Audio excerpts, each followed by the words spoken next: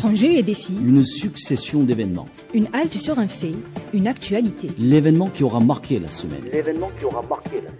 L'événement du Sahel. Un rendez-vous hebdomadaire destiné à décortiquer, analyser et commenter l'actualité phare du Sahel. Présenté par Zine Chatal. Bonjour chers amis auditrices et auditeurs d'Ifriqiya FM, bienvenue dans l'événement du Sahel, une émission hebdomadaire de 26 minutes destinée à analyser, commenter et débattre des événements phares qui ont marqué la semaine de la région. Le numéro d'aujourd'hui est consacré à la guerre civile au Soudan. Il est intitulé « Le Soudan s'enfonce dans la crise ». Pour en parler, j'ai le plaisir de recevoir dans les studios d'Ifriqiya FM notre confrère et ami Ahmed Kateb. Alors Ahmed Kateb est venu avec plusieurs casquettes comme à son habitude. Il est à la fois enseignant universitaire, journaliste et chercheur en sciences politiques à Alger. Bonjour Ahmed Kateb. Bonjour Zine Chalfaoui. Bonjour, la bienvenue à vous. J'espère que vous avez passé une bonne fête de l'Aïd. Alhamdoulilah sahaïdkoum et bonne fête à tous les auditeurs et auditrices d'Ifriqiya FM. Merci beaucoup Ahmed Kateb. Bonne fête de Tabaski à toutes nos sœurs et à tous nos frères des pays du Sahel qui nous écoutent en ce moment. Nous leur disons que nous les aimons et que leur bonheur est le nôtre. Alors, Ahmed Kateb, la guerre au Soudan est complètement sortie des écrans radars. Pourtant, elle alarme l'ONU, d'autant que seulement 60% du budget humanitaire pour le Soudan n'a pour l'instant été financé. 14 membres du Conseil de sécurité de l'ONU ont voté jeudi 13 juin pour demander la fin du siège par les forces de soutien rapide dirigées par le général Hamdan Daglo de la ville d'El Fashar au Darfour, où sont piégés des centaines de milliers de civils. Alors, seule la Russie s'est abstenue lors du vote du Conseil de sécurité de l'ONU. La communauté internationale souhaite une désescalade générale alors que les combats ont débuté depuis le mois dernier dans cette zone qui était jusque-là épargnée des combats. Alors, pour le secrétaire général de l'ONU, Antonio Guterres, c'est un tournant alarmant. Al-Fashar est le théâtre de combat depuis le 10 mai, poussant quelques 130 000 personnes à fuir leur maison, selon bien sûr des chiffres des Nations Unies. Alors, Ahmed Kateb, avant de rentrer dans le vif du débat, pourriez-vous nous rappeler pourquoi il y a la guerre au Soudan et depuis pratiquement un peu plus d'une année maintenant. Elle a commencé en avril dernier. 2023. Voilà. Oui, tout à fait. Voilà. Donc c'est une guerre pour le partage, pour le contrôle du pouvoir, pas pour le partage du pouvoir en réalité. Oui. Les deux protagonistes, c'est-à-dire le chef de l'État de fait et le chef de l'armée, le général Abdel Fattah al-Burhan. Oui. Qui est aussi le chef de l'État. Et de l'autre côté, on a le patron des forces de réaction rapide, de soutien rapide plutôt, Hamdan Daglo Diahmiti. Donc on voit qu'il y a déjà une polarisation entre deux protagonistes, deux généraux, pour le contrôle de la chose militaire. Et au-delà, on a une volonté de contrôle de l'économie du pays, et donc du pouvoir en définitive.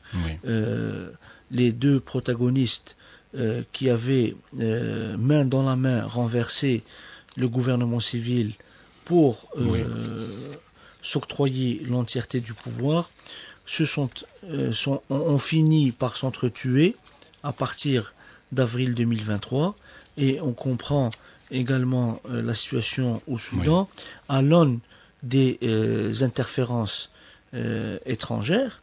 Donc le Soudan est frappé du même syndrome que celui qui frappe la Libye, c'est-à-dire devenir le théâtre de guerre par procuration.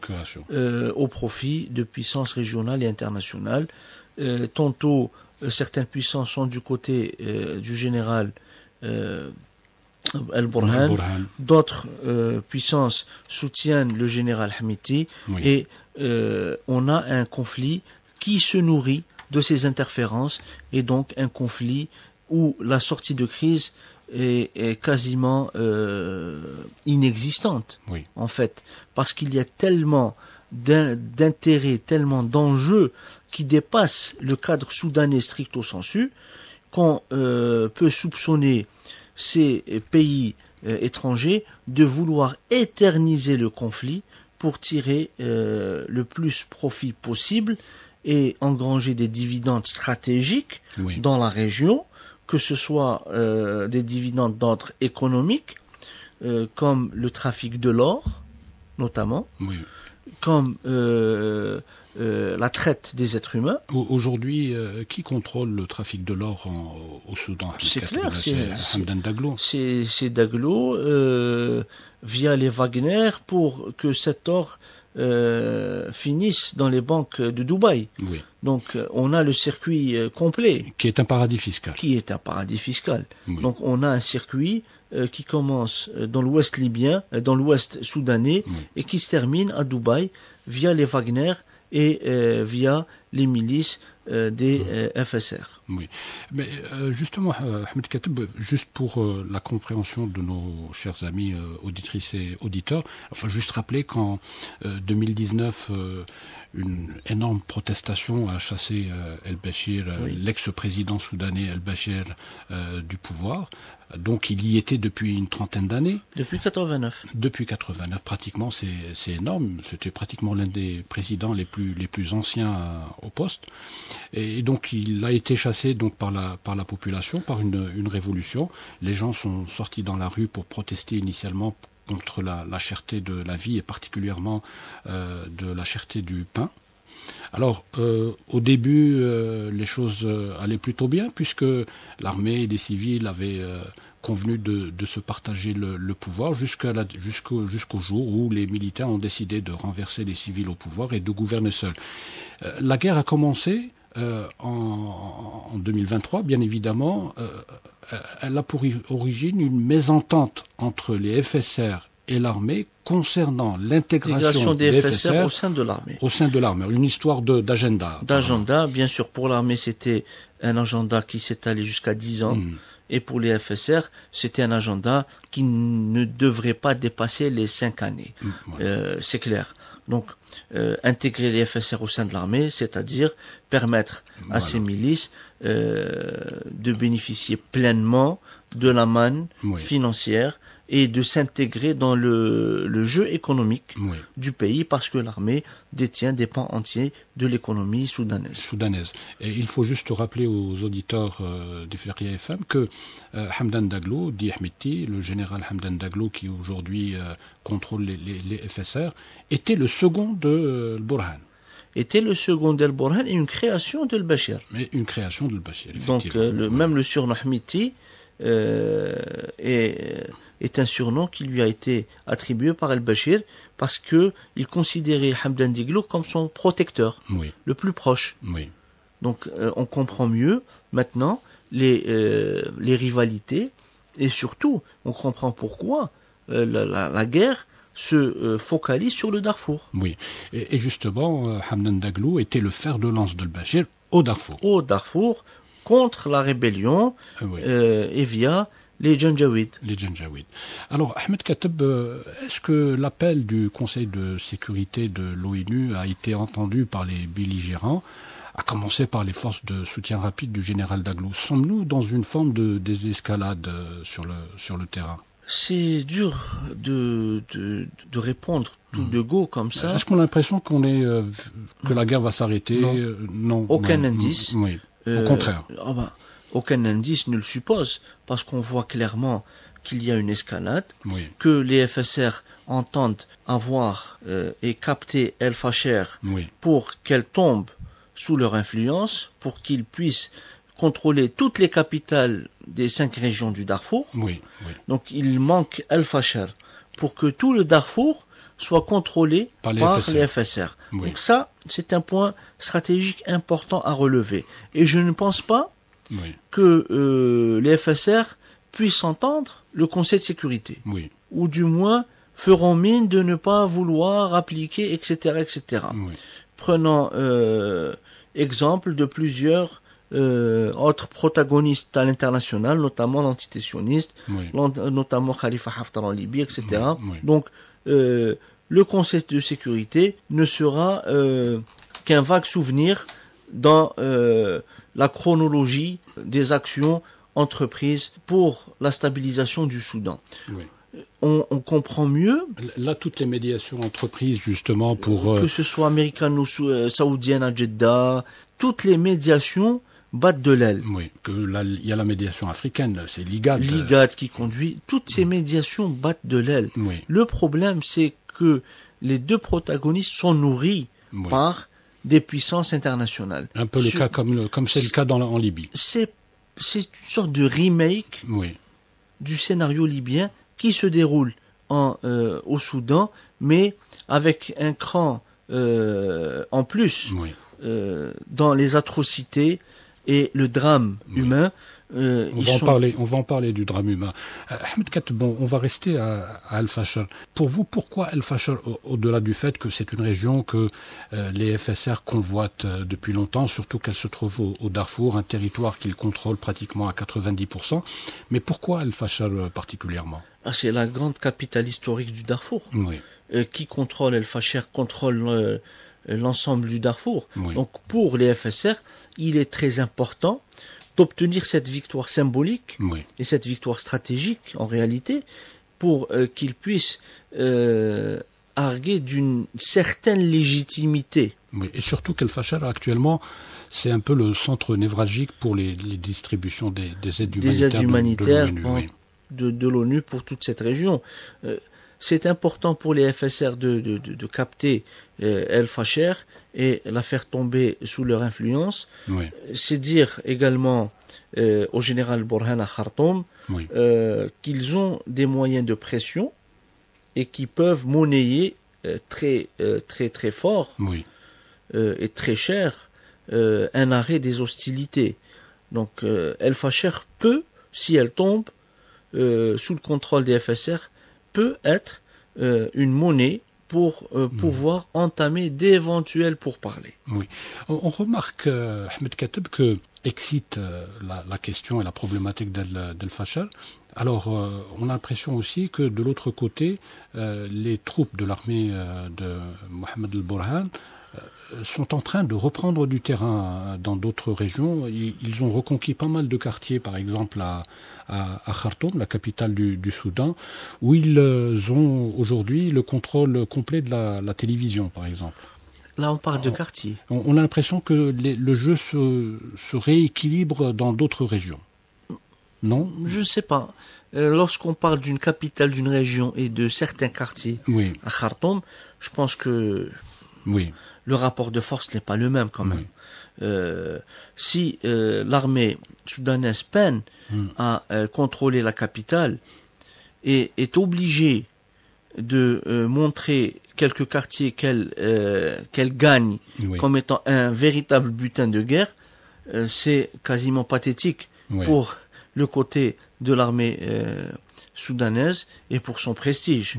Parce qu'en parallèle, les FSR contrôlent tout le Darfour et entendent conquérir El-Fasher. Donc on est dans un rapport de force complètement asymétrique. Mais Ahmed Kateb, qu'est-ce qui complique aujourd'hui l'équation soudanaise, c'est les ingérences étrangères. On a vu récemment, alors on a toujours dit les éléments sont là, les faits sont là. Les Russes, les Wagner sont plutôt du côté des FSR. Mais il y a quelques jours, on a vu aussi El-Borhan signer ou recevoir un officiel russe et signer un accord sur sur le port Soudan, justement. Donc, c'est-à-dire que la Russie Est-ce que vous sentez un basculement? Est-ce qu'on peut assister à Je pense que la Russie joue sur les deux tableaux. D'accord. Les Wagner, jusqu'à preuve du contraire, sont des milices paramilitaires, certes pro-russes. Maintenant qu'ils sont rattachés au ministère russe de la Défense. Ils ne s'appellent plus Wagner, on parle d'Afrika Corps. C'est un souvenir un peu atypique parce que ça rappelle les soldats de Rommel. L'Afrika Corps. Maintenant, même si cet Afrika Corps dépend du ministère russe de la Défense, mais ça reste quand même une sorte de milice. Ce n'est pas l'armée russe. Et là, l'armée russe... Ils peuvent avoir plusieurs fers au feu. Tout à fait. L'armée russe négocie avec Khartoum, avec El Borhan, pour avoir des facilités à Port-Soudan. Et Port-Soudan se trouve en face de Jeddah. Et Port-Soudan qui est au milieu de la mer Rouge, sur la côte africaine, contrôle pratiquement la mer Rouge. D'où cet aspect important et stratégique de la relation future entre Moscou et Khartoum. Et pour les Russes, il ne faudrait pas rompre directement avec les FSR, parce qu'on ne sait pas de quoi demain sera-t-il fait. Donc autant ménager le chou et la chèvre pour pouvoir se réserver une porte de sortie au cas où c'est Al-Burhan qui gagnerait la partie. Donc ils ont un accord sur Port-Soudan, et si les FSR deviennent les vainqueurs, là, les Russes vont tabler sur l'Africa Corps, anciennement Wagner, pour dire on était là avec vous depuis le début. Et quels sont les intérêts des Émirats dans la région, sachant que les Émirats soutiennent clairement Daglo et ses FSR?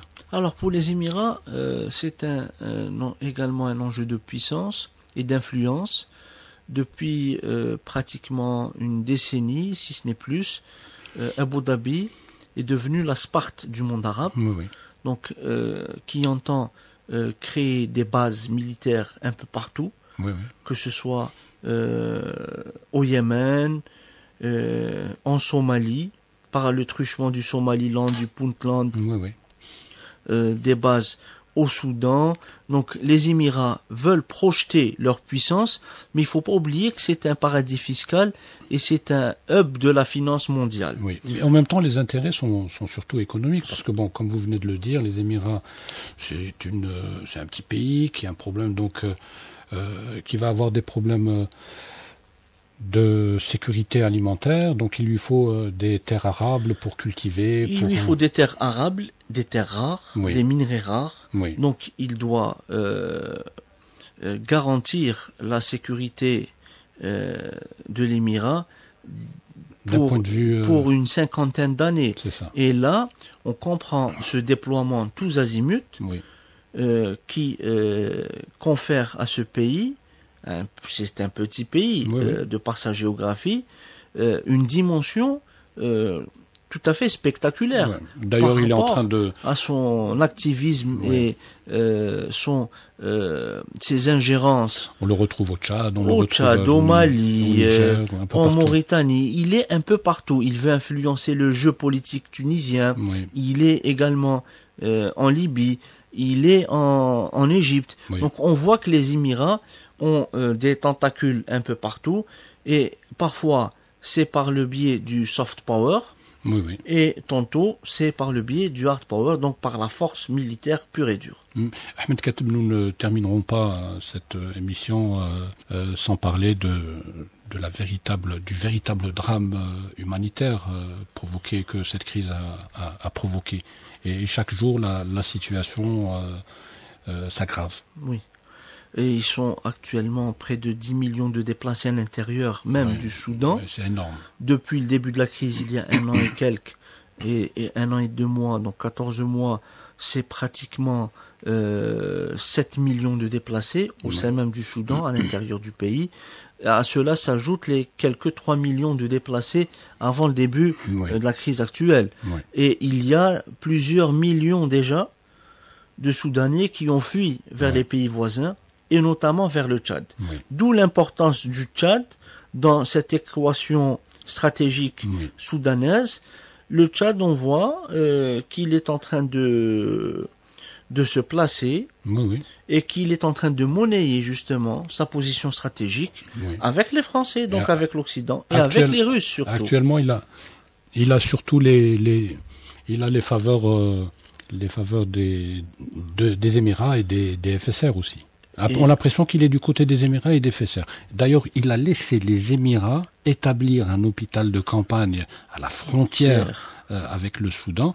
En réalité, hôpital qui sert de couverture à une base militaire qui sert à ravitailler les FSR. Tout à fait. Donc on comprend la triangulation du jeu entre N'Djamena, Moscou et Abu Dhabi. Voilà. Et donc au plan humanitaire, c'est la catastrophe. Donc nous avons D'autres chiffres, vous avez parlé de 10 millions de déplacés, mais on pourrait aussi parler des 3,5 millions d'enfants qui souffrent de malnutrition aiguë, effectivement. Et on comprend également l'appel de Karim Khan, le procureur de la Cour pénale internationale, qui appelle à fournir des preuves de massacres, de viols et d'exactions de quelque bord que ce soit au Soudan.